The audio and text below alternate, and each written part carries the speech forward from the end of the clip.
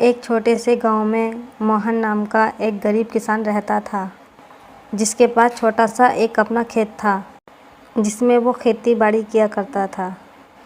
लेकिन हर बार में उसके खेत में उगी सब्जियों पर कीड़ा लग जाता था। वो न जाने कितने उपाय इन सब्जियों को ठीक करने के लिए कर चुका था।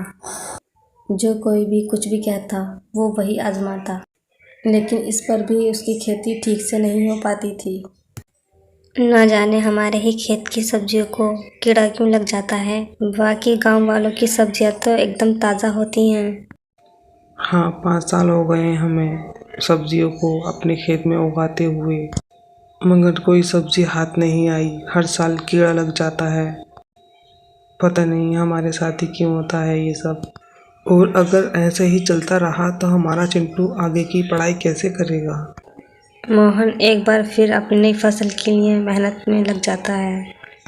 वो अपने खेतों में फिर से हल चलाता है, बीज डालता है और पानी लगाता है, और फिर नए पौधे निकलने का इंतज़ार करता है।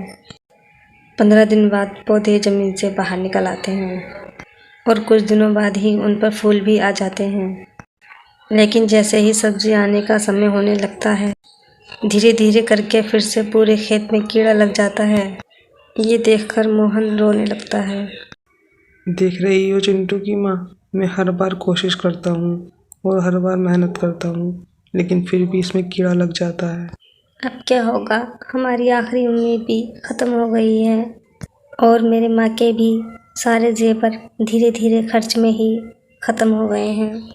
अब तो हमारे पास कुछ भी नहीं बचा सिवाय उस छोटे से घर के।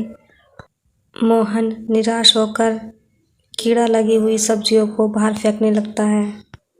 तभी वहाँ से एक फ़कीर का गुज़र होता है और वो फ़कीर मोहन से कहता है, क्या हुआ बेटा, बहुत परेशान लग रहे हो।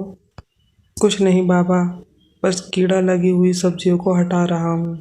फ़कीर बाबा उसे अपने पास बिठाकर उसकी सारी परेशानी पूछते हैं और मोहन भी उस फ़कीर को अपनी सारी परेशानियां बता देता है। बाबा मोहन की बात सुनकर मोहन को कुछ लौकी के बीज देते हैं और कहते हैं, लो बेटा, ये बीज अपने खेत में लगा देना, आज से तुम्हारी कोई भी फसल खराब नहीं होगी। बीज देकर बाबा वहाँ से चले जाते हैं और मोहन बाबा के दिए हुए बीज को ज़मीन में लगाकर अपने घर चला जाता है। मोहन दूसरी सुबह अपने खेत में जाकर देखता है तो लौकी की बेलें लौकी से भरी हुई होती हैं। ये देखकर मोहन खुश हो जाता है और लौकी को तोड़कर बाजार में बेच आता है। अब मोहन लौकी को रोज़ तोड़ता और रोज़ बेचता, लेकिन मोहन के खेत में से लौकी ख़त्म ही नहीं होती। कुछ ही दिनों में मोहन अमीर हो जाता है और अपने परिवार के साथ खुशी खुशी रहने लगता है।